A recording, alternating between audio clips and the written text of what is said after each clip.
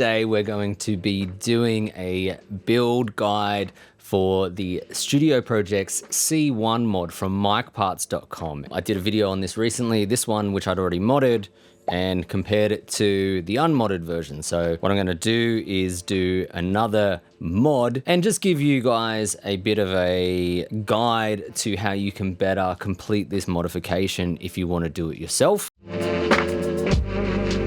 Now, before I do anything, I'm gonna have to open up this microphone. And when you're doing this mod, you need to open up the microphone and identify which version of this microphone you actually have. There are 3 different versions that require 3 different versions of the modification. So Mic Parts are kind enough to supply you with all of the components that you'll need for any of those revisions of the build, but you still need to identify which one you have. So we're gonna do that first. And we're just gonna undo these 3 screws and just take this metal housing apart so we can get to the components inside. And what I typically do when I'm doing this kind of stuff, keep all my screws, quite long screws actually.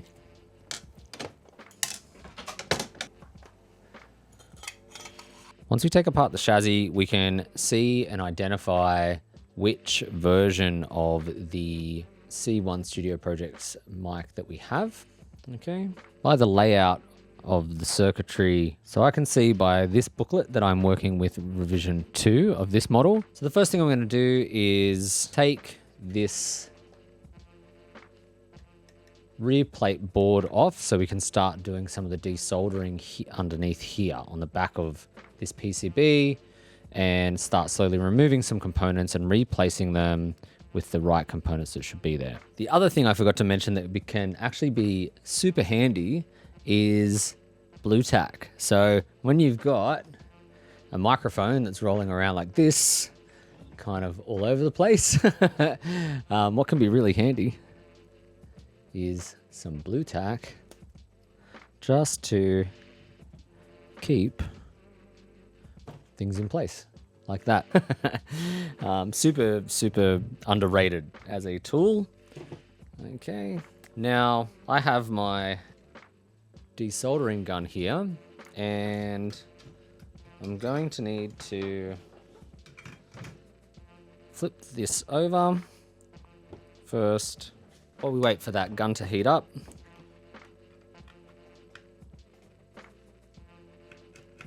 And you're gonna want to keep these screws for later when we attach the new PCB to this, so make sure you hold on to those screws. Cool, so we can get rid of this. We need to identify some of the parts that we're going to desolder. Matt has asked me not to be super specific on this, which is okay. So the first component I've got to remove is around here. And sometimes it helps if I just put a bit of solder on this. I'm gonna put my fan on. All right, so I've got my extractor fan nice and close, and then go to the part that needs to be extracted. There we go.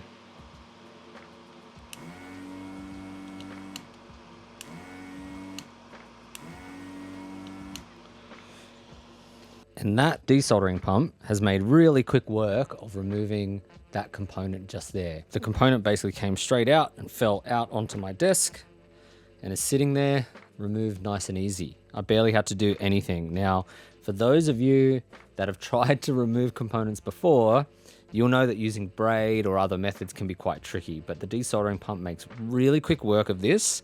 And the other bonus is that with desoldering on these boards, you don't want to hold your iron on those pads for too long. If you overheat these little pads here, you'll risk damaging them. They can lift off the board and permanently damage the rest of the PCB as well by lifting the traces and stuff. So you really want to be very careful when desoldering not to overheat these pads, not having your iron on them for too long, and you just want to make sure if you are using braid or any other techniques that you're very careful. However, I cannot recommend the desoldering pump enough.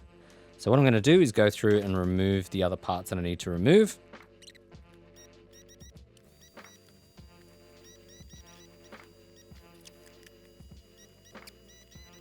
Now in your mic parts kit, you'll have a bunch of capacitors and resistors and some leads and some diodes and stuff to replace onto this little board, and to replace some components over here in the microphone. So we're going to go through some steps on the correct ways to install each of these types of components. So let's start with capacitors. Will have some codes and number values here, and you want to read the correct one to place in the book. So read carefully. You can use your phone. So what I'll typically do is get my phone, read the part by zooming in,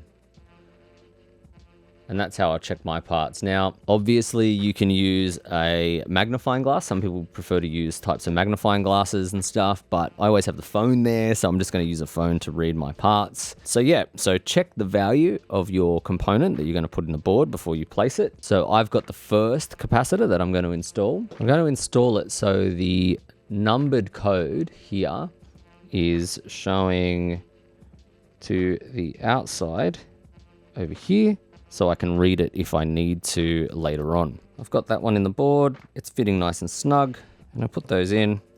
And then what I can do is flip them over and just bend the legs a little bit so that they stay in place. And then now they're not going to move before I solder them. They're going to stay nice and still. Now, like with the desoldering, with the resoldering these new components in, you still want to make sure you're not overheating the PCB boards, because the same thing can still happen where the traces lift off the board. So you want to be nice and quick while you're soldering these components onto the board. So there's a trick to that. So the first thing you want to do when you go to solder, you want to get some of your tin solder there and just put some solder on the tip of your iron like this, and then wipe it off. Okay, over here. Okay, it's all right. All right, and what that does is clean your tip. Okay, it makes a nice clean tip for the solder to then work to and conduct a nice even amount of heat. Then what we're going to do before we solder any of these joins is we put a bit of solder on the tip like this. And then you go to your pad that you're going to solder to, and boom, like that, and like that. And it's nice and quick and easy. So you put a bit of solder on the tip first, okay, then go to the pad that you want to solder, boop, like that, done.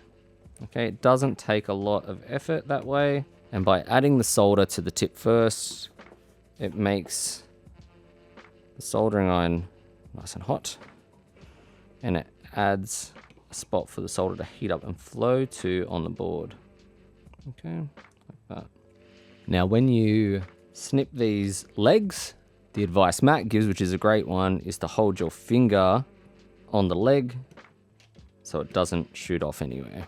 Okay, now those are the ceramic capacitors that you want to put in the board. Now these next ones, these little red ones, are called Weimer capacitors. They're film capacitors, and they'll also show a value. Okay, and I'm not going to show you the exact value there. When you install these, they can be a little bit tricky as well. Remember, you want to put the number values facing out this way so that if you ever need to read them, you can read them. Now, if I lower this, okay, that part is just going to fall straight through the board and out. What I'm going to do is hold that in place for a second. And you can do this next step one of two ways. You can either put some tape across the component here, okay, to hold it in place and then solder it to the board. Or my method that I often use, because it's a bit quicker, sometimes I find when using tape that the component slips out of the board a little bit and the positioning of the component becomes a bit messy and maybe skewed to the left or right. So what I do is I put my finger on the component like this and hold it in place. Then I get some solder here from my helping hand that's holding the solder, and I just dab a little bit there, a little bit of solder there. Now, it's not a perfect join yet, okay? It's actually a pretty bad solder connection, but it's holding it in place. Okay, then what I can do is check the orientation of this part. So if it's sideways or not sitting right, I can actually move it because it's only soldered to one leg. Okay. Then I can flip the board over. Just going to move some of those wires out, grab my solder, and I'll solder the other leg. Now that the board is fine, put a bit of solder on the tip. Bit of solder there. Boom. There we go. And then now that's in place, I can re-solder the dodgy join that I just did. Nice and easy. Okay. And that's how I do film capacitors. All right. Keeping them in place. And then, once again, snip the legs, tie them up. We should be good to go. So the next component to install is one of the two diodes that you have in the modification kit. So they kind of look like this.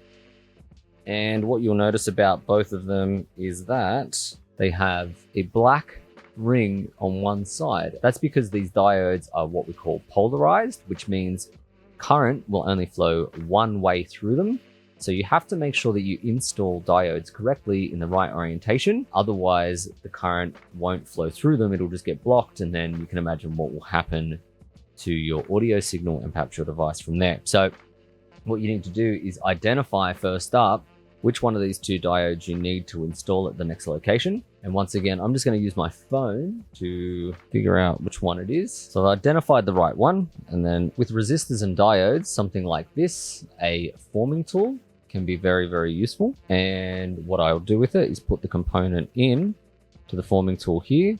And it's got different widths for different component PCB widths. And I just fold it over the legs like that. And then you end up with a nice, easy, neat, uniform bend to your component. Then what you want to do is on the PCB, check where there'll be a line here, okay, to correctly orientate your diode. Here, all right, just orientate this properly. You'll see a line, okay, here, and we want to make sure that where that line is, we want to make sure the black line lines up with that white line on the PCB silk screen. All right. And then, like with the ceramic capacitors, you can just bend those legs a little bit. Don't bend them too far, so that it holds the diode in place. Remember, once again, make sure your tip is clean on the tip first before you solder. And same again, bit of solder on the tip. Melt that on. Nice and easy, nice and neat, not too much solder. And hold the leg, snip, leg, snip. And you can see we've got these nice, neat joins there. All right, so the next step, we have a bunch of capacitors, like all of these ones, these red ones here that we have to remove. Now, we're not removing all of them. There's some select ones that you have to identify and remove. Once you've identified the right capacitors to remove, once again, be very careful with desoldering them and make sure that you don't overheat the components. What you can do is desolder one, and then if you don't quite get it on the first go, let it cool down, go to another capacitor, and then work on that one, and just let them cool in between attempts at desoldering, and that will help mitigate overheating those pads there.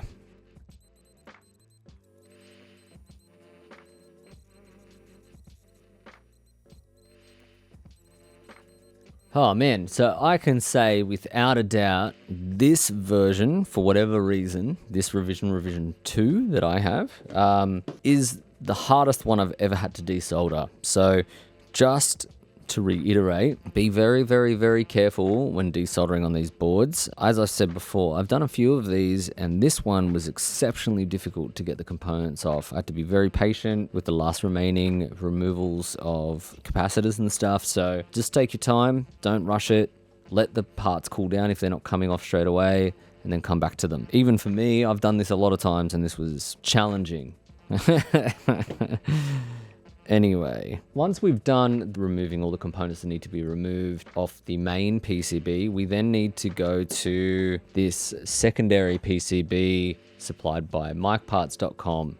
And once again, just remember, I'm not going to do exactly a step-by-step on how to build this board, but what I am going to do is just give you some advice on each of the components on how to best install them. So the first thing we're going to install are some resistors, and how we do those is very similar to how we did our diodes, except that these are not polarized. Okay, so they can go any direction. It doesn't matter which orientation you put them in. However, Matt McGlynn cleverly suggests to find the value of the resistor, and then you can go down to where the resistor will fit, okay, in the forming tool, and then fold the legs down, and then they will fit into, it's nice and in there. And then I'm just going to bend the legs not too far against the board there, just bend them to hold the resistor in place. Now, once your resistors are in there, okay, what you can do is grab the helping hand. And you can see on my helping hand, I have some tape on these arms so they don't break my boards and stuff. And now this board will be a lot friendlier because it's got nice, fresh pads here to solder to. But as always, clean your tip first. All right. And then I'm going to put some solder on the tip, then solder to the pad. Okay.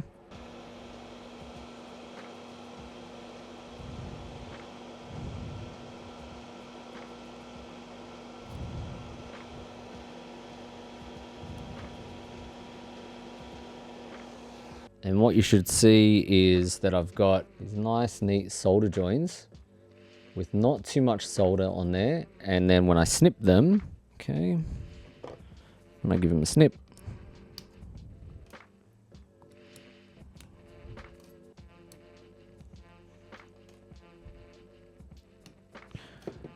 you end up with these nice, neat little soldered pads. Sometimes people describe them as looking a bit like a Hershey's Kiss. There should be not too much solder around the leg there. And what you should notice is that soldering this board is much, much, much easier than soldering that other cheaper C1 board or desoldering to it as well. It's been a bit of a nightmare. Then we've got this little trimmer pot. Now, this is really easy. It's got 3 legs on it, and you can't really stuff this one up. So you just put it in the orientation correctly on the board.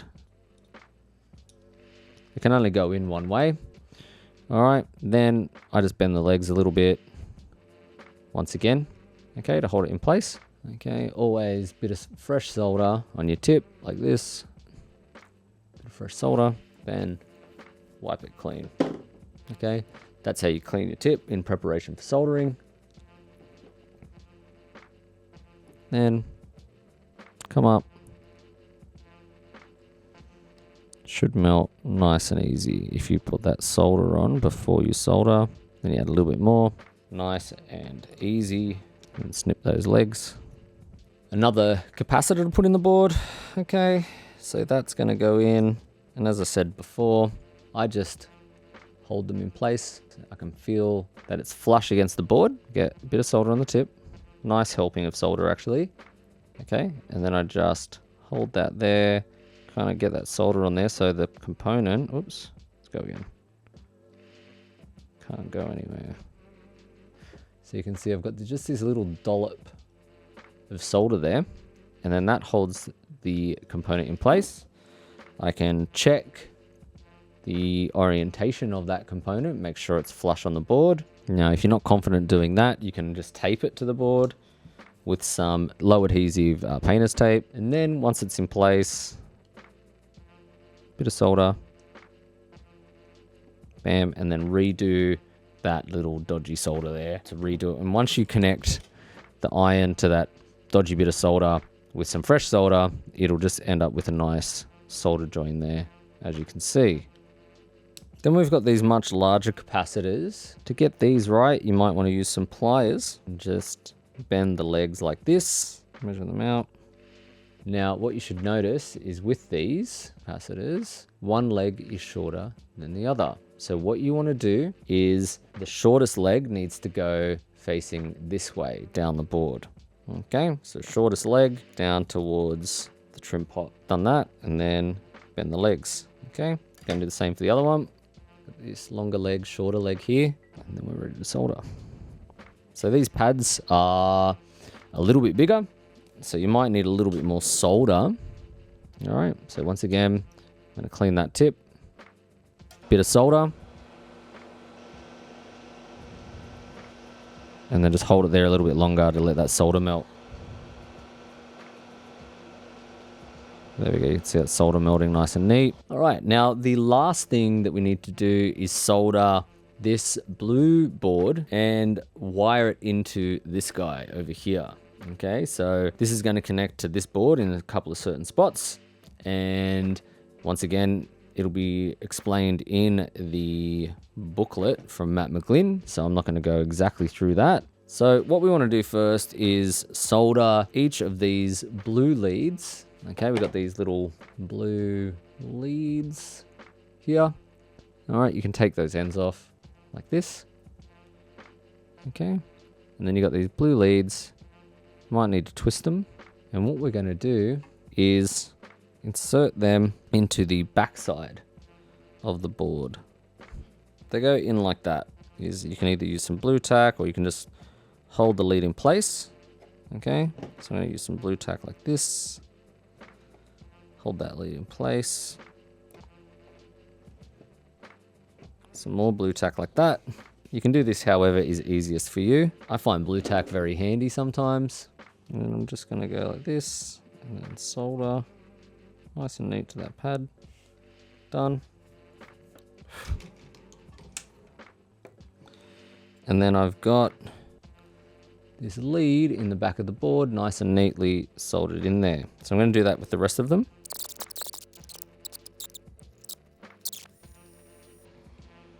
And then the last thing you need to do is connect the blue board, okay, to the microphone main board itself.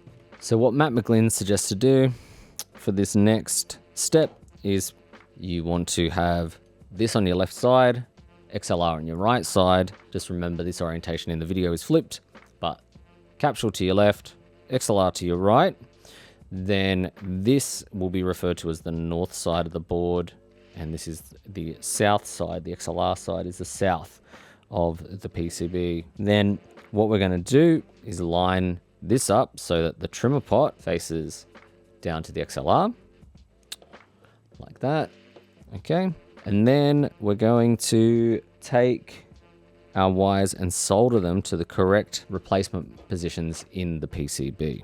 Now that can be quite tricky. Now the problem with these boards is there's no pad on the other side when you flip it, so you can't solder from that end. You want to solder to the pad without actually hitting the blue wire itself, because then you'll melt the wire. So just be careful with that. Clean your soldering tip, fan on, solder to that pad. Then I'm going to do the same with the other one. So once you've finished soldering, you just need to clean the soldering joins on your PCB board. So what you can use is a cotton swab and some isopropyl alcohol. I actually have misplaced my bottle of isopropyl alcohol. So in a pinch, what you could use is something like alcohol wipes. And they work okay. They're not as strong an alcohol content, but they will do the job. And you'll see as I clean the board, especially if I put the thing down and use a cotton swab, it'll actually start to remove the flux. Okay, you should see that all coming off. And you can do the same on the blue board. If you give it a good wipe, all that flux will start to come off the board. Then the last thing we need to do is attach the board to the chassis with the screws we took out earlier. Then we just need to put the original chassis back together. And what I'm going to do is I'm going to put one screw in before I fully tighten it. Is put another screw in, and put another screw in, just to make sure it all aligns properly. And then I'll go ahead and actually tighten it properly. And there we have our rebuilt, modified Studio Project C1. All we've got to do now is just do a quick test. So just make sure before you do this test that everything is reinstalled properly, otherwise you'll get hum in the microphone, because this works as a Faraday cage and stops noise and stuff getting in. I'm going to quickly unplug this microphone and swap it out for this one. And there we go. We have success with our microphone, and we should be hearing the same kinds of things we heard with the other mic, where the hyped high end is tamed a lot. You've got a bit of an increase in the low frequencies, and the microphone just sounds really nice and full. Hopefully this instructional build guide will help you with your C1 modification kit. If you're interested in these microphone mods, hit me up in the comment section down below for more information. You can also go to the website micparts.com, which I'll put links down for below, where it has all of the information that you'll need to purchase one of these kits. And then when you purchase the kit, all the information for the build does come in these handy booklets. Okay, so just remember, this build guide was not a step-by-step like I normally do, but just a bit of a help guide on some tips on things to avoid. I'm just gonna swap this microphone back out. So this was the original modified one. This is the newly modified one. And to me, they sound basically identical. I can't pick anything yet, but I'm sure they sound very, very close to one another, as we'd want. So both of them now sound like really, really nice vocal microphones. I'll probably use them on some other instruments in the future as well. If you have any questions, hit me up in the comment section down below. I'm Mitch from the DIYrecordingstudio.com. I'll catch you soon.